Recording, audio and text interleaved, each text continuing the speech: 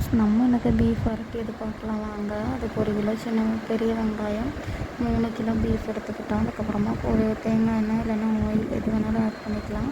நான் எனக்கு வந்து தேங்காய் எண்ணெய் தான் எடுத்துக்கிட்டேன். அது கூட வந்துட்டு 1 கிலோ பெரிய வெங்காயம் இருக்குல்ல, அது நல்லா பொடிசாக கட் பண்ணி எடுத்துக்கிட்டேன். உள்ளி வந்து நல்லா வாடணுங்கிற அவசியம் இல்லை, சும்மா ஒன்று சூடாகி லைட்டாக வாடினாவே போதும். அது கூடவே வந்து 1/4 கிலோ பக்கம் இஞ்சும் வெளுத்துள்ளி, அப்புறமா 2 பச்சை மிளகாய் போட்டு நல்லா மிக்ஸ் பண்ணி எடுத்துக்கிட்டேன்.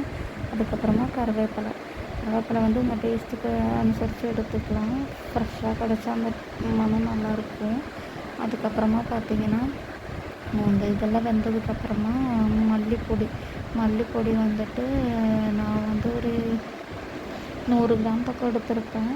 அப்புறமா மஞ்சத்தூள் வந்துட்டு கொஞ்சமாக எடுத்துக்கிட்டோம். அதுக்கப்புறம் பார்த்திங்கன்னா மிளகாத்தூள் வந்து காரத்துக்கு ஏற்ற மாதிரி எடுத்தாச்சு.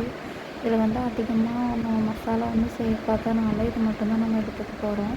நல்லா மிக்ஸ் பண்ணி கொடுத்ததுக்கப்புறமா பார்த்திங்கன்னா பீஃபை வந்துட்டு பச்சை ஸ்மெல் போனதுக்கப்புறமா பீஃபை வந்துட்டு அதுக்குள்ளே போட்டு மிக்ஸ் பண்ணிக்கலாம். நீங்கள் வந்து நல்லா எல்லா மசாலா வந்து இந்த பீஃபில் ஃபுல்லாக பிடிக்கிற அளவுக்கு நல்லா மிக்ஸ் பண்ணி கொடுத்துக்கணும். எந்த அளவுக்கு மிக்ஸ் பண்ணுறோமோ அந்தளவுக்கு நல்லது.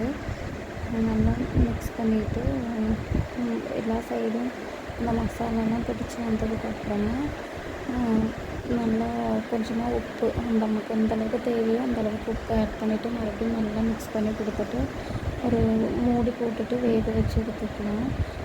இதுக்கு வந்து தண்ணியெல்லாம் ஒன்றுமே ஆட் பண்ணக்கூடாது, ஏன்னா இது நல்லா தண்ணி விடும். எந்த அளவுக்கு வேகுதோ அந்தளவுக்கு நல்லா தண்ணி வரும்.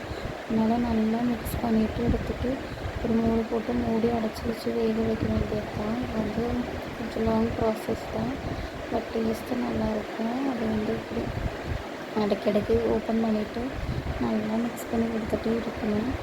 நல்லா மிக்ஸ் பண்ணி கொடுத்ததுக்கப்புறமா தீ வந்து அதிகமாக இல்லாமல் பார்த்துக்கோங்க, ஏன்னா அதிகமாக இருந்தால் கரிஞ்சு போயிடும், அடிப்பிடிக்கும்.